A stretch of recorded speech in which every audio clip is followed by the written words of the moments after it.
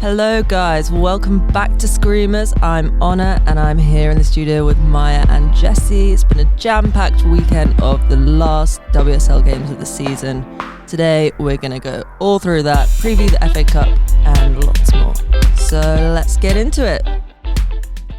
So this weekend was the last weekend of the WSL season. Sad face. Oh, wow. We will be doing a proper look back at the full season next week, but this week we're just going to focus on the final games. And what a bunch of games they were. Oh, what a weekend. It feels like, I haven't actually looked back to check this, but it feels like this was the most goals in a single WSL weekend that we've had all season. There were so many goal fests. Goal on goal. And then there was Chelsea-Liverpool, which really was not a goal fest. Oh dear. Should we start with City Palace? Yeah, let's start with City Palace. Let's. I mean, I was checking the scores all Me through, too. and I saw that Palace were ahead. I was like, oh my God.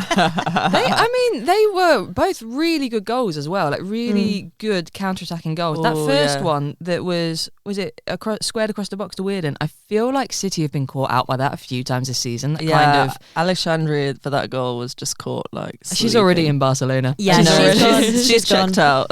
Already on Spanish when time. you're leaving a job and you're like phoning it in. Yeah, I'll send some emails. She's quiet quitting. Yeah.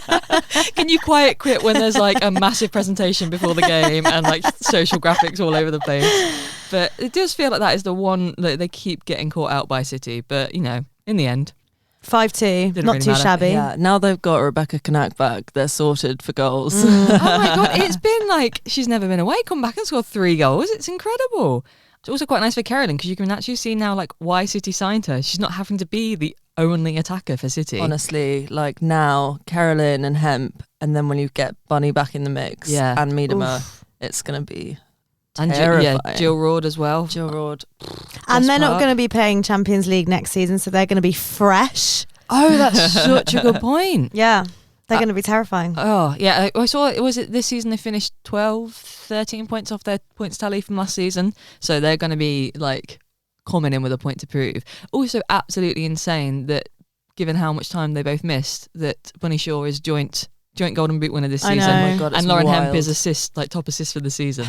And it was another goal fest, West Ham Leicester, 4-2 to Leicester. Another goal fest. Yeah, we had Janice Cayman's absolute banger. How rude of her right at the start. Kinga Shemmick just stood there, was doing her very best Manny Zinsberger impression, just sort of stood looking at the ball in the goal. Yeah, poor Shemmick. I don't think she had a great game. No. And also defending, the defending of West Ham was dead. Your defenders just look knackered. Yeah. And I think Leicester have at points this season played really smart like direct games in the transition and exactly been able to like punish a team. The Hannah Kane love fest continues. I'm love her. Obsessed. Like, and she She's was just warming up for the Euros. Euros golden boot winner Hannah Kane. But she was timing that run off the last defender to perfection. Was so good. Yeah. I mean, it was kind of a similar story to last week against Villa for West Ham because it's just like two teams who are really, really quick on the transition. And West Ham also like to play that way. So it's like, I think Skinner was like, oh, we expect lots of goals. And I was like, well, at least try to defend them. You can't rely on Vivier Say just banging in. Banging in bangers. Banging in bangers. Did you notice the comms calling it an absolute screamer? I did notice that. Every time, I know obviously like people say screamer, but every time people call a goal a screamer, I'm like, TM.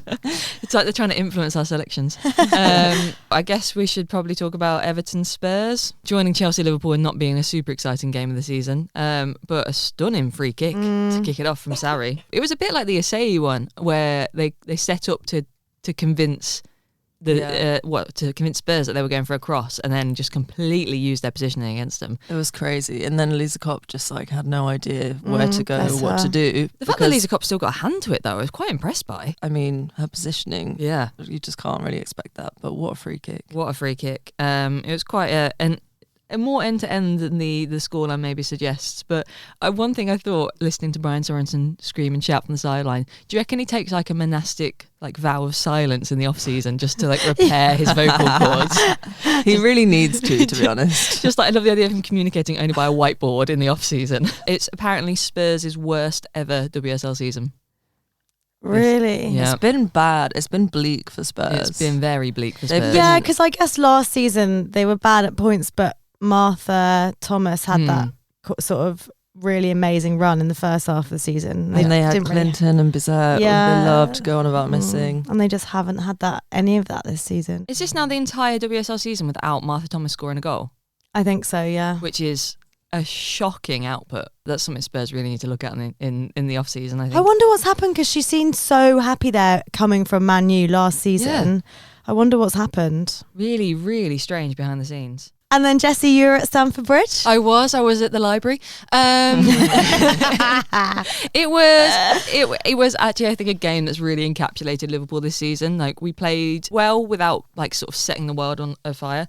I think we were really missing Kiernan's pace up top, and I'm quite surprised that Whiteley didn't bring on Mia Enderby, because that kind of speed running at Chelsea's back line worked really well for us in the FA Cup, and it didn't. We felt like we were missing that. I think a 0-0 would have been a very fair result, because Chelsea were good, but we're clearly sort of conserving a bit of energy for next week. I'm sick of conceding late winners to Aggie Beaver-Jones this season. That's one thing. I mean, the thing is with Chelsea is like you can't afford even a split-second lack of concentration, because they will pounce like that, and that is why they win the league every year. Like they just do not let those chances go. And then you two were at the Emirates, weren't you, for the 7-goal thriller? The nail biter. The race to second place. The last bit of drama in the season. Stressed. I was really stressed. When it was 4-3, I was like, hee. And Maya was like, oh no, this is serious. Now it's 4-3. If it's 5-3, it'd be okay, but it's 4-3. Yeah, I was like, please be serious. Yeah, I was like, it's not funny at 4-3 on it. It was great. It was really, really entertaining as a neutral. Yeah, good for the neutral. It was a great game. I'll be honest, I didn't catch up with the highlights knowing that you two were both there. So what was the game? Who scored? I know nothing about what happened. So Chloe Kelly opened the scoring. We went 1-0 up really quickly. I think it is actually the fastest ever goal at the Emirates in the WSL. Wow. Yeah. Oh, so it's another very Arsenal stat. Yeah. It's not like the fastest goal of all time or the fastest goal from Arsenal. It's just like the fastest goal at the Emirates in the WSL. And it was witnessed by the most people who were there in 23-degree weather. But no, Chloe Kelly really did herself proud at that game. I really, really, really hope she stays. She was getting a lot of love from the crowd. I'm sure Michele Kang is eyeing her up as we speak. No, I really want her to stay at Arsenal. I think she just gives us that sort of spark and like edge that we sometimes lack as a squad. And she really has that, and she really fires people up and is fired up. And that is, I think, a vibe that we need more in the Arsenal current squad. So I really, really hope she stays. She also provided a really good assist for Kim Little's. I will say it was a screamer. It was a great goal. And then we got a penalty and a really lovely Frida Marnham goal. Frida supremacy. Wasn't it? There were also 3 Man U goals, but... Yeah. I love that we were continuing this anti-Man U agenda to the end. Like, yeah, they scored. No, I was kind of rooting for Man U at points. I was like, come on, guys, score a goal. That was bold. I was actually mostly rooting for Fallon Tullis-Joyce because I really wanted her to she made a big mistake for outright win the Golden Glove instead of sharing it with Hannah Hampton. So I was a bit gutted when she conceded. Yeah, it's shared. I heard there was quite a lot of Man United fans mixed in amongst the crowd though in the Emirates. Yeah, there were. Their away section was pretty packed out, but there were a few. I saw a lot of like kind of mixed family fan spaces. So it was like one where it's like a man in an Arsenal shirt, 2 little daughters, one in an Arsenal shirt, one in a United shirt. That's actually quite cute. It's really funny. We had it was quite a thriving away section for Liverpool actually in the last, continuing the story of Liverpool's great away support. But there was somebody in our section with a Hannah Hampton scarf. Although speaking of the Liverpool away fans, shout out to Liverpool fan Lucy, who came up to me at half time and said how much she loves the podcast. Oh, which was really. I'm very glad I had a sticker on hand to be able to give her one. But it's like, oh yeah, people out in the wider world listen to us and our nonsense. So Villa continued to remember that they are playing playing football this season. Yeah. With a last win, 3-1, going out on a high at Villa Park, which included Maz Pacheco's last ever Aston Villa goal. What a baller. I'm so glad. And it was so happy for her to go out like that. Yeah, she kept popping shots as well. She was I know. desperate for that she goal. needed to score. And then for that one as well, when it just got laid off for her conveniently, I was like, okay, everyone's rooting for her. It was one of those that if they got a pen, like she would have absolutely been given the penalty. It's nice for it to come together for Villa in the end of the season because it just gives them like that bit of momentum to keep building next season. Yeah, I'm really excited to see what Arroyo does in pre-season and like what signings she makes, what she can do with a bit of time. Feels like she's kind of unlocked some of the players in the past month or so. Like Salmon, who before Arroyo was just like never quite clicking. Yeah. Like had really bright moments, but now she's just firing every game. And it feels like the players she's unlocked are on like the younger side of the squad as well. Yeah. So are ones that are going to be there, you would assume, next season to build around. Yeah, there was a really funny moment as well. I don't know if you guys saw this, but when Kiko Seke had a shot, hit the post, rebounded, Frank Kirby got the rebound and hit the other post. Yeah. and the fan was like, Just like there was a moment of like Sab Stanjo just sat on the floor like looking at it hit the post, be like, yeah, okay, it's fine. It was actually a really fun weekend of football to wrap the season up. Yeah, it was great. It was a classic last weekend. Ending on a high note. And although the WSL is wrapped up, there is one more domestic game to look forward to next weekend. FA Cup final, Chelsea versus Man United. Man United are the current defenders of the title, so it'd be interesting to see on the basis of this weekend. Yeah, I mean, I think Man U could do it. You know, anything can happen in a final. First of all, we're going to be called idiots for betting against Chelsea. Although I agree, my new mantra is anything can happen in the final because of the upcoming Champions League final. Oh, is that the positivity you're bringing to everything? Right. So okay. I just say that about it. Yeah. So I'll apply it here as well. Anything can happen in a final. Anything can happen in the final. I agree, and also like United's game against Chelsea recently, like both times this season they've only lost 1-0. Kind of feels like they had opportunities. It's not like the biggest, I mean obviously Chelsea are elite, but it's not the biggest gap. It's not like Spurs. Yeah, it's not a huge margin, exactly. And I think United have a confidence in the FA Cup that maybe sometimes in the league that they, even though they've been great in the league this season, that sometimes they don't. Like this is effectively is their tournament. They really want to defend that trophy. Yeah. They've had like obviously multiple finals, one last season. But then Chelsea want the domestic treble, so there's lots to play for both teams. And if all of their players come back, I mean, Myra Ramirez, I don't know if she actually made the squad this weekend for Chelsea, but they're hoping to have her back for the FA Cup final, and that could be a challenge for Man U to deal with. But do you guys know if Jade Riviera is going to be, or is she out now until next season? Because it would be really good if she was back for this game. I think that she's one of those that like it'll come down to training before the date. You want it to be like a full strength side from both teams, don't you? And also so that if either team loses, they can't be like, oh, it's because we didn't have so and so. But yeah, so we'll be checking back in to see whether the FA Cup is red or blue next week. Going to be red. You heard it here first. It's the time again to pick our screamer of the week. So the very best goal in our eyes from across women's football.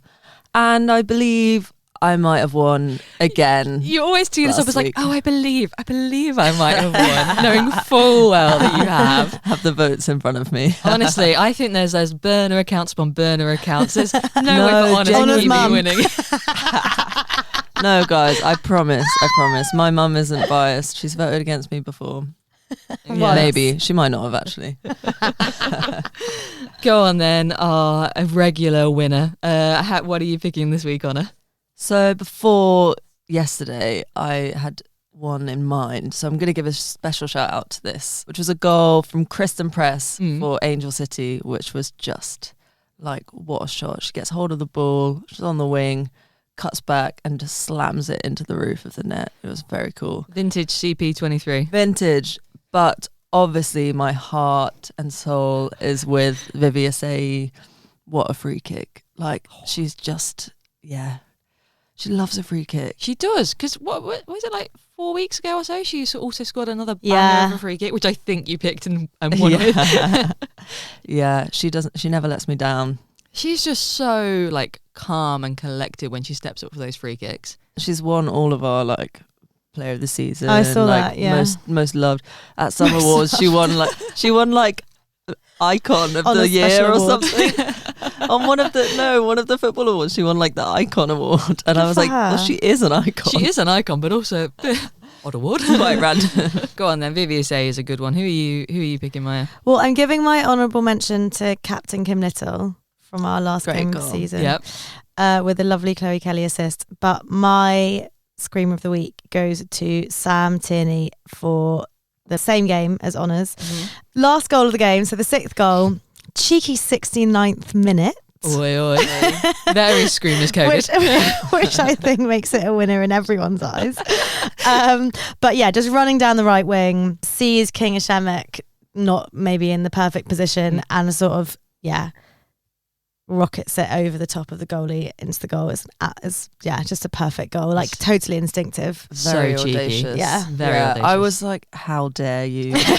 That's just not on. What are you picking, Jessie? Oh, I've got like I feel like the WSL really delivered. And Yeah. I'm torn between so many. Shout out to Nikita Paris for that Nice. Brighton goal. I think I'm going to go for a Palace goal, actually. I'm going to go for Millie Gale, who assisted the first one on the break, but it was another like fantastic counter-attacking goal, assisted by Katie Stengel, and just like brilliant low drive into the bottom corner. I just thought it was a great goal, and actually it's been nice to like see some of those moments from Palace this season. We'll miss them. We'll miss them. They've scored some great goals, and I just thought it was even though they lost the game, it was a brilliant way to wrap up their season. So mine is Millie Gale. If you've not seen the clips, we'll be putting them on our Instagram stories for you to take a look at and decide. I mean, I'm sure everyone has thoughts about which ones we should have picked as well, because there was a screamers galore this weekend. But then you'll be able to vote on Instagram stories and on Spotify for what is your scream of the week. But from Honor, we have VVSA again. From Maya, we have Sam Tierney. and I have picked Millie Gale. The season is not completely over yet, but I feel like, the TV trolley's being wheeled out. Everyone is doing cutting and sticking.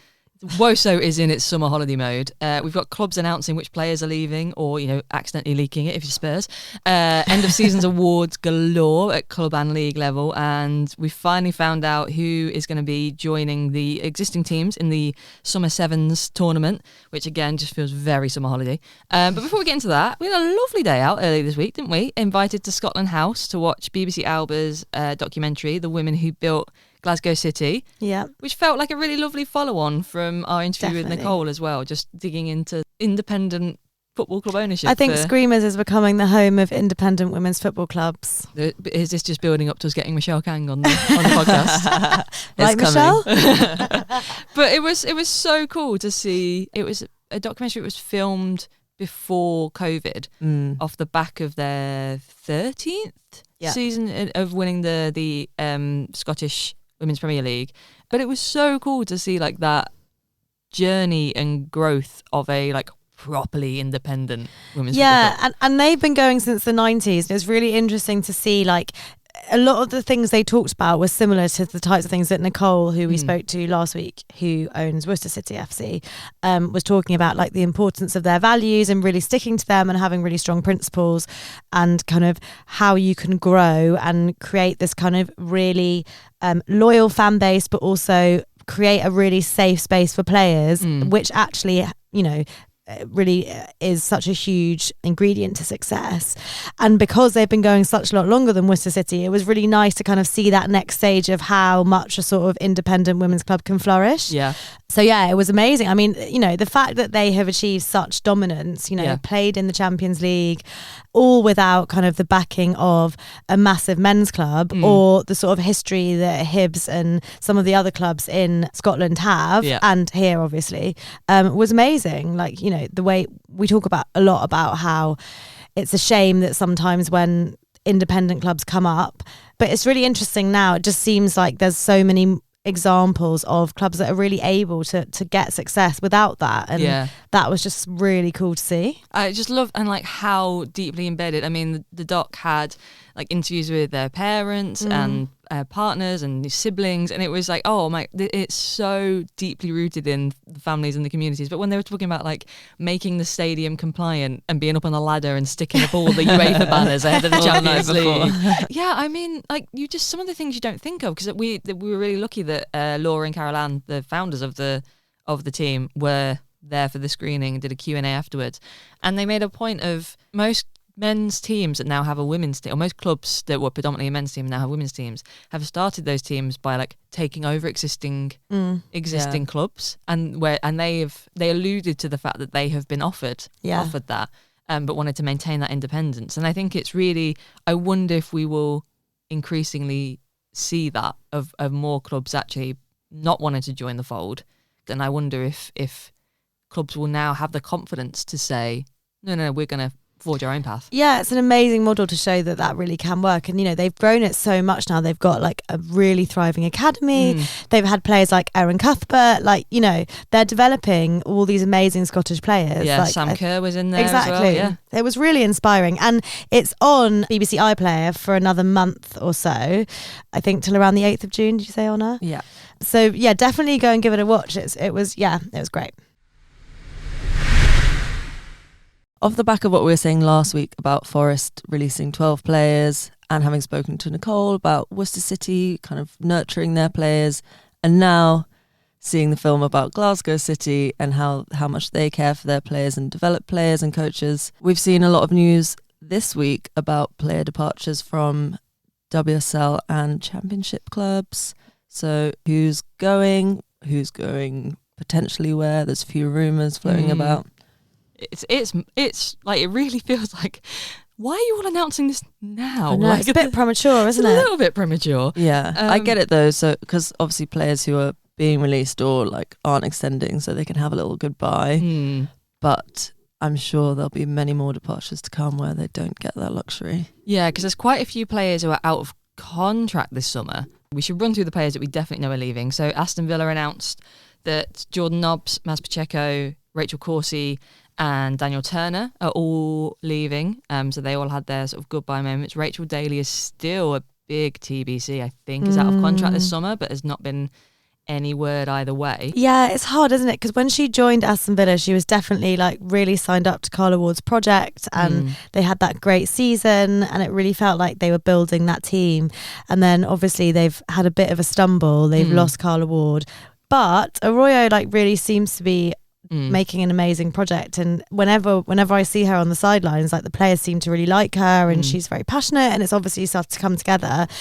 Also, obviously her fiance is at Aston Villa. This is a very good point. So I don't know, like, you know, she's retired from international, like, I don't know, man, like I can't see her going abroad. Yeah, I also think like obviously letting Nobbs go, you kind of do want to retain some experience, as kind of senior and star experienced player, and I have a feeling that she would like obviously be keen to stay because of personal reasons, and maybe they're just doing contract negotiations or something. In January as well, they lost Kenza Dali, Adriana Leon. Like those are two players who maybe weren't seen as like the headlines of Villa, but were really experienced WSL players. Where do we think Jordan Nobbs is going, and do we think it's potentially to play in blue next season? Hilarious. It's funny how every time we see someone leave in the group chat, we're like, London City Lionesses. But Nobbs leaving is so London City Lionesses coded. Yeah. I feel like Michele Kang is going to want to build like lots of like a really young, vibrant team, but in the same way, we'll need she needs that experience. And she needs the fan base as well that Nobbs will bring over, because Nobbs has a lot of loyal fans from her Arsenal days who now follow her at Villa, and also I imagine would probably show up to London City Lionesses game or two. I saw some people saying, how Jordan Nobbs still has like 20 years of Guna or whatever in her Instagram. So some Villa fans are like, do you reckon she's going to add 2.5 years as a villain? But Villa aren't the only team to announce some departures. So Chelsea announced that Zasira Musovic and Sophie Ingle will both be leaving this summer. I will hold my hands up and admit that I cried when I watched Zasira Musovic's leaving video. It was really beautiful. It was so moving. It was gorgeous. And she's just like, she's a great person. Yeah. You can tell.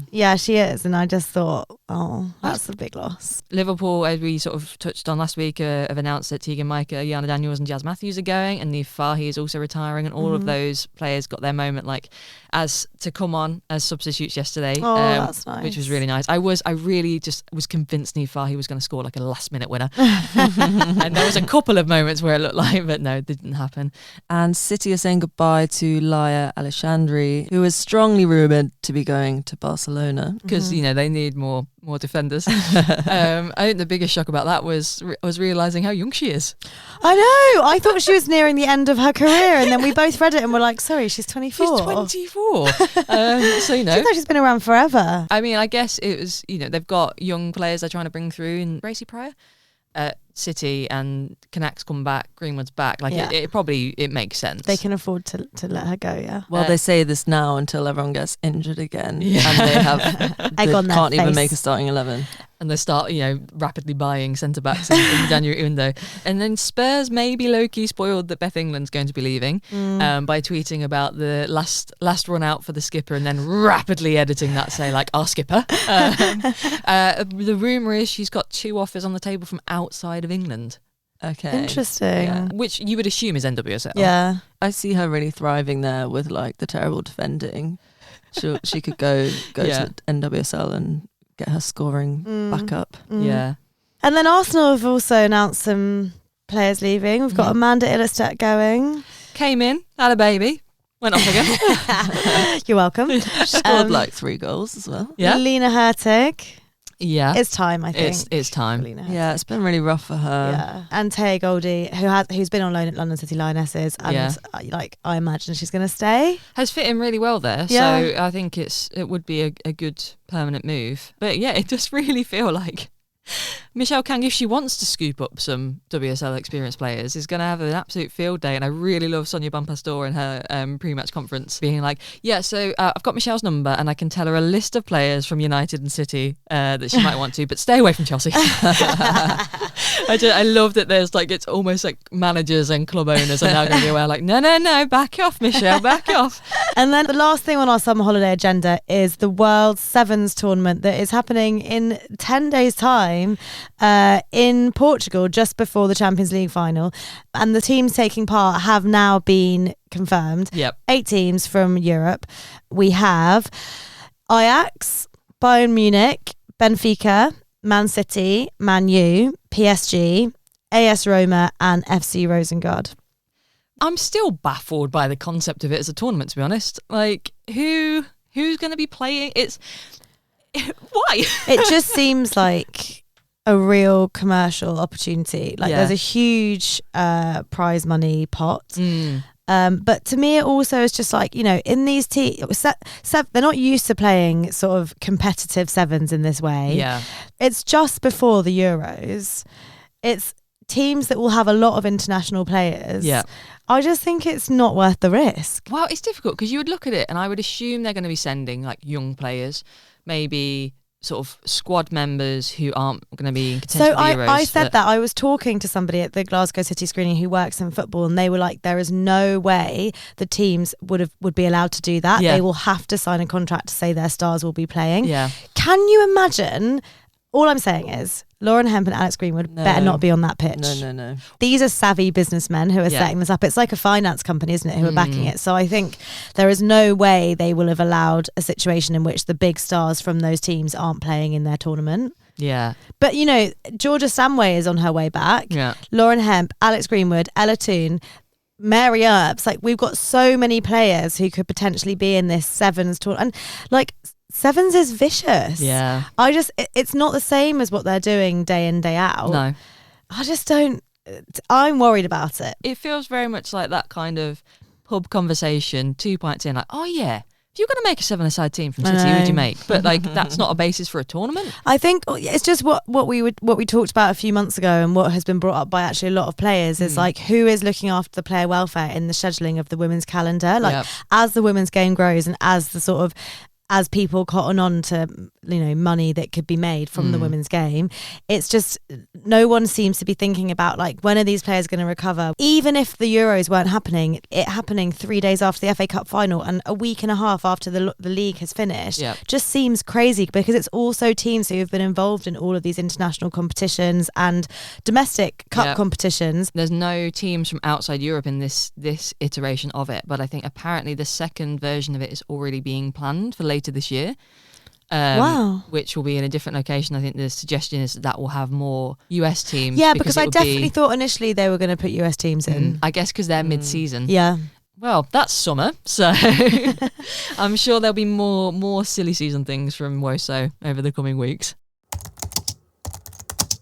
Has anybody got anything for the Woso Community Noticeboard? I guess the big one is probably congrats Sam and Christy. Oh, little baby Jagger. So fun. I was really wondering when the baby was going to come. Yeah. Also, I loved the race of which club was going to be the first to congratulate and which nation. I think West Ham and Australia have won, so that baby is going to be. Oh, really? People are fighting in the comments like, it's not a hammer. I mean, baby Jagger. Jagger does feel like a West Ham I name. totally agree. Yeah. It's going to grow up to be like proper Cockney. Yeah. My God, the mix of accents that child is going to have. But yeah, it was just like really lovely. Yeah. Lovely little moment. Them. Sam was at the Chelsea-Liverpool game and I was kind of half expecting to bring out the baby on the pitch, but also I left well before. Maybe the baby's too fresh. Fresh out the oven. But yeah, congrats Emma Christie. I'm sure you're listening. Honor? So I wanted to wrap up the WSL season by bragging again about fantasy football, which unfortunately couldn't manage to get the win. Congrats to Gemma, who won our league. I came second. I pipped my mum on the penultimate day of the season, so I was pretty buzzing. Jessie, how did you do? Oh, shite. I can't remember my password to get in to check, but I would imagine it's a strong lower table finish. I think my fantasy WSL really reflected Liverpool's season, so bouncing somewhere between. You're loyal to the Hills. Yeah, commit to the bit. Yeah, so now it's on for the rest of the year. We've just got to put all our focus into the NWSL fantasy. We should share the details of that again, because we might have some new listeners who want to join our. That's true. Yes. And it's not league. too late. If you're already playing the game, then it's not too late to join our league. I mean, with the way that I consistently forget to make subs and end up playing like 5 defenders, even if you do start fresh now, you probably still overtake me. My other thing for the notice board is that apparently plans are progressing and proceeding for Everton women's move to Goodison Park. That is so exciting. That's really cool. I think they're sort of moving beyond. They were just exploring the possibility, and I think now are actually sort of making plans to adapt the stadium, and that would be so cool. We'd have to, if it happens, have to make the trip up for an away day. Definitely. 100%. And something else exciting that's happening is, this might be of interest to any of our London or nearby based listeners, but your Screamers crew are going to be hosting a women's football pub quiz. Who let us do this? Honestly, whose idea was this? Because it wasn't ours, and I'm questioning it, but we'll see what happens. So it's on the 11th of June at the Old Queen's Head pub in Islington, and if any of you can come along, that would be amazing. We're working on the questions already, so you'll be able to test your knowledge of women's football, and we'll be able to see how much you've been paying attention to Screamers as well, which is really the important thing. Yeah, we're gonna make you verify which episode you've listened to on the door, and we'll give a free pint to the best listener.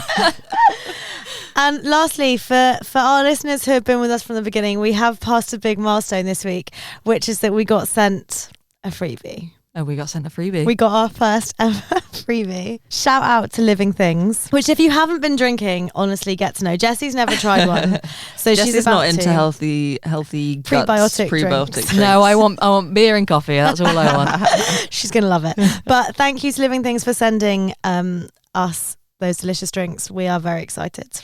That is all we've got time for on Screamers this week, but come back next week for our WSL end of season review and our instant reactions to the FA Cup final. Will Man United retain the trophy, or is it gonna be a treble for Chelsea? But until then, Follow us on Instagram, TikTok, and everywhere else at screamers_pod, or drop us an email at screamerspod@gmail.com. And don't forget to also follow us on Spotify, Apple Podcasts, or wherever you listen to your podcasts so that you know when new episodes drop. And if you do, please rate and review. Thank you. Bye. Bye.